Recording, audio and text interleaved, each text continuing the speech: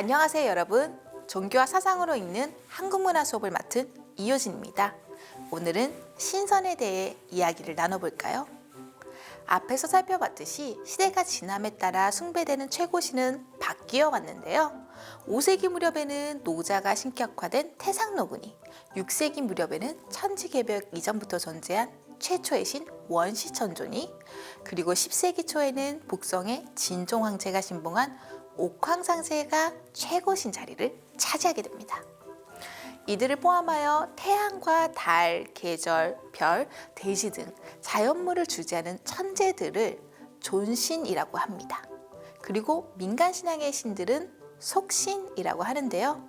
속신에는 단군 신화의 풍백이나 우사와 같이 자연현상에 관계하는 자연신, 관제와 문창 등과 같이 인격을 가진 영웅신과 학문신, 문신이나 부뚜막신처럼 집과 마을, 항의 안전을 지켜주는 수호신, 제신처럼 특정한 직능을 가져 이익을 가져다주는 신 등이 있습니다. 우리 주위에 이렇게나 많은 신들이 있었다는 사실 여러분은 알고 계셨나요?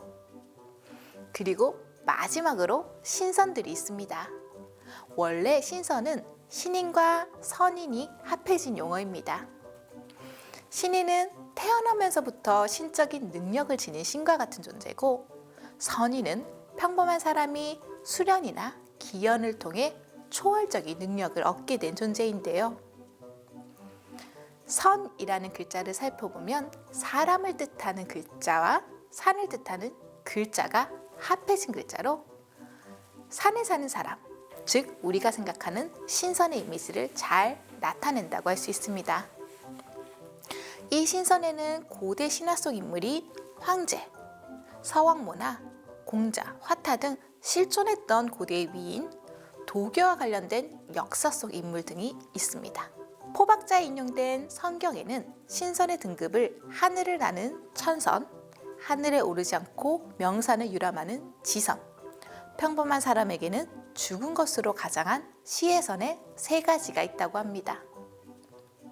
신선은 춤을 추듯이 하늘을 나는 초월적 능력을 지닌 동시에 죽음을 초월한 신적인 존재입니다.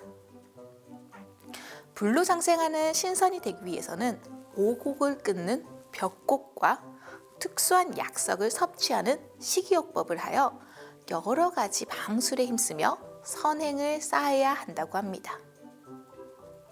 이런 수행에 따라서 신선의 지위가 결정된다고 하는데요.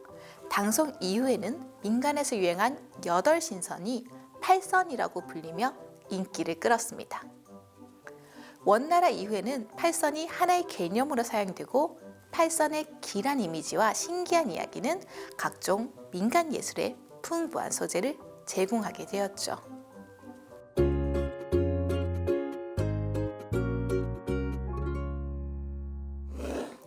여러분은 서왕모란 이름을 들어보셨나요? 서왕모는 본래 중국 고대 신화 속 인물입니다. 산해경에는 서왕모에 대해 3번 언급하고 있는데요. 표범꼬리에 흰 무늬를 지닌 호랑이 몸에, 얼굴은 사람이지만 호랑이 이빨을 갖고 있으며 더부룩한 머리에 장신구를 꽂고 있는 짐승과 사람의 형상을 동시에 지닌 기묘한 모습으로 묘사되고 있습니다.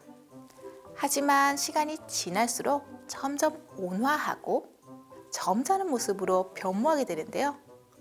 한나라 초기의 회남자에서는 불사의 선약을 가진 신선으로 등장하게 되고, 동진시대의 포박자에서는 불사약을 통해 수명과 복을 내려주고 재앙을 제거하는 인자한 여신의 모습으로 묘사됩니다. 도교에서 서왕모는 원시천왕과 태원성모 사이에서 태어난 딸로 천상의 수많은 선녀들을 다스리는 지위에 있습니다. 서왕모는 곤륜산 꼭대기의 호화로운 궁궐에서 지냈는데요. 그 궁궐 정원에는 요지라는 연못이 있고 그 주변은 불로처럼 가득하다고 합니다. 그리고 그 정원 한 구석에 반도원이라는 복숭아 밭이 있는데, 이 복숭아는 3000년에 한 번 열매를 맺는다고 합니다. 이 복숭아를 하나 먹으면 불로 장생하고, 2개를 먹으면 신선이 된다고 전해 내려옵니다. 매년 3월 3일이 되면 서왕문은 서린들을 초대해 성대한 복숭아 잔치를 벌이기도 했습니다. 연회에 참석하려고 바다를 건너는 서린들의 모습은 많은 회화에서 묘사되기도 했는데요. 서왕모의 설화와 관련해 등장하는 인물 중 하나로는 항아가 있습니다. 항아는 달나라에 사는 선녀님인데 남편이 숨겨놓은 불사약을 훔쳐먹고 달나라로 도망가서 살았다고 전해 내려옵니다. 한국에서도 예부터 서왕모를 모티브로 한 문학작품이나 예술작품이 종종 있었는데요. 조선시대 때 숙종은 서왕모가 주치한 연회 요지연을 주제로 어제시를 짓기도 했습니다. 또한 왕실의 행사나 연회를 서왕모의 연회인 요지연에 비유하기 위해 요지연도와 같은 대형 병풍을 제작하기도 했는데요. 이를 통해 조선의 임금들은 자신의 권위와 위엄을 드높이고자 했습니다.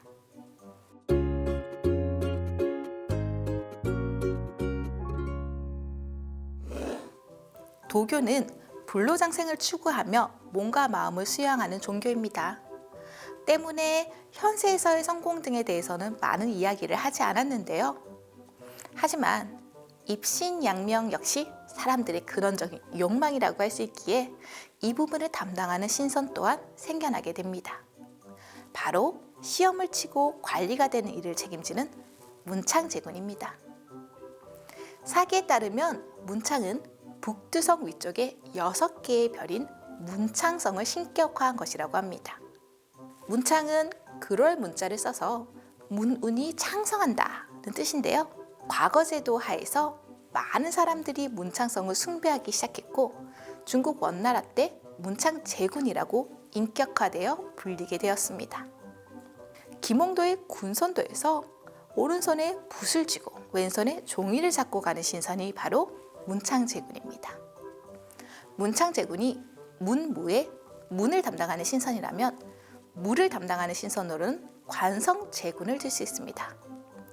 관성제군, 줄여서 관제가 누군지 여러분은 기억하고 계시나요? 바로 삼국지의 관우인데요.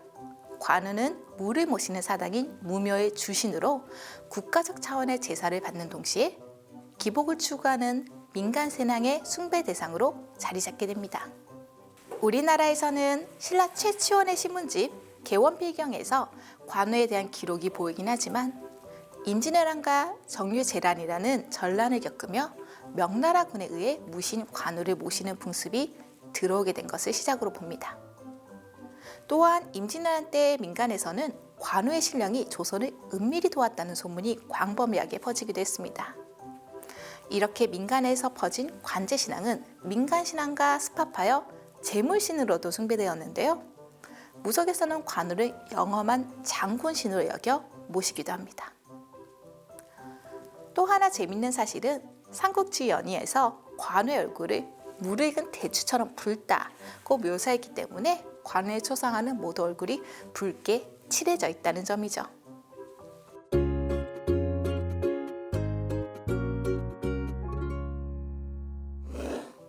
팔선은 중국 민간 전설 가운데 광범위하게 전해진 8명의 신선을 가리킵니다.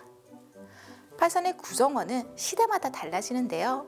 명나라 때 이철괴, 종리권, 장과로, 여동빈, 하서고, 남채화, 한상자, 조국구로, 정형화 등입니다.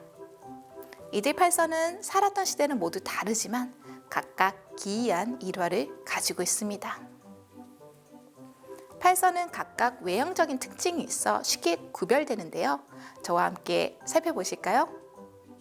이철괴는 철기를 든 절름발이 거지 형상으로 연기가 피어오르는 호로병을 들고 서 있습니다. 팔선 가운데 가장 먼저 도를 성취하여 신선이 되었다고 전해집니다. 종리권은 팔선의 우두머리로 여동빈의 스승으로 알려져 있습니다. 한나라 때 인물로 장년의 모습을 하고 도복을 입고 가슴과 배를 드러낸 채 파초선을 들고 있습니다. 장과로는 당나라 때 인물로 나귀를 거꾸로 타고 있는 노인의 모습을 하고 손에는 죽통을 들고 있습니다. 여동비는 당나라 때 인물로 화양건을 쓰고 등에 검을 차고 있으며 버드나무 정령과 함께 있는 모습입니다. 하성고 역시 당나라 때 인물로 팔선 중 유일한 여자 신선인데요. 연꽃 줄기나 국자를 든 젊은 여인의 모습으로 나타납니다. 남채아는 당 말기 인물로 누더기 적삼을 입고 꽃바구니를 든 여성같이 아름다운 용모의 신선이지만 그 정체는 젊은 남성입니다. 한상자는 구세기경의 실제 인물인데 항상 피리를 불고 있는 젊은이의 모습입니다. 조국군은 송나라 태후의 동생으로 관복을 입은 중령 관리의 모습을 하고 벼슬의 상징인 박판을 들고 있습니다. 이들 팔선은 부와 가난, 귀족과 평민, 늙음과 젊음, 남성과 여성 등 다양한 삶의 모습을 상징하는 존재들입니다. 팔선이 함께 그려질 때는 주로 서왕모의 요지연에 참석하는 모습으로 그려지게 되는데요. 이것을 팔선도, 군선도 혹은 요지연도라고 합니다. 하지만 반드시 다 같이 그려지는 것은 아니어서 한 명씩 그려지는 경우도 있죠.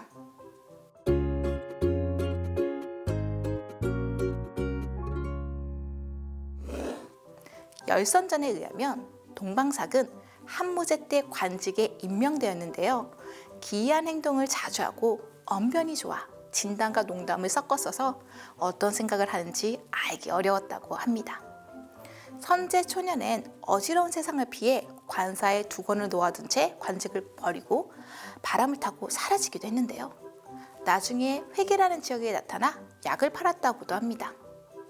일부 사람들은 동방삭을 목성의 정령이 아닐까 하고 생각하기도 했다네요. 동방삭의 다른 이름은 삼천갑자 동방삭입니다. 1갑자가 60년이니 60년을 3000번 살았다는 건데요. 총 18만 년이라는 어마어마한 시간입니다. 어떻게 이렇게 오래 살 수 있었을까요? 이와 관련해서 동방삭이 서왕모의 복숭아를 훔쳐먹고 인간계로 도망쳐서 삼천갑자를 살았다는 설화가 전해 내려옵니다. 이렇게 보면 불로장생의 묘약인 복숭아를 노리는 인물이 참 많았던 것 같습니다. 흥미로운 스토리만큼이나 관련된 설화도 많은데요. 동방삭은 한국에서도 설화로 구전되어 왔습니다. 주로 동방삭을 잡으려고 보내진 저승사자와의 일화가 많은데요. 여기에서는 탄천과 동방삭 설화를 하나 소개해 드리도록 하겠습니다. 인쇄 규칙을 어기고 삼천갑자나 산 동방삭은 옥황상제에게 아주 큰 골칫거리였습니다. 동방삭을 잡으려고 노력을 해도 동방삭이 요리조리 꾀를 내어 피해갔기 때문입니다. 동방삭이 탄천 주변에서 어슬렁거린다는 이야기를 든 옥황상제는 꾀를 내어 저승사자를 보내 냇가에서 숯을 씻게 했습니다.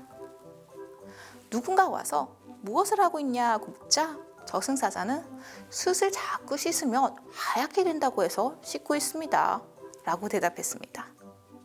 그 이야기를 들은 사람은 크게 웃으며 하하, 내가 삼천갑자를 살면서 그런 이야기는 처음 듣는구나 라고 말하자 저승사자가 내 놈이 동방삭이구나 라고 하며 저승으로 잡아갔다는 이야기입니다.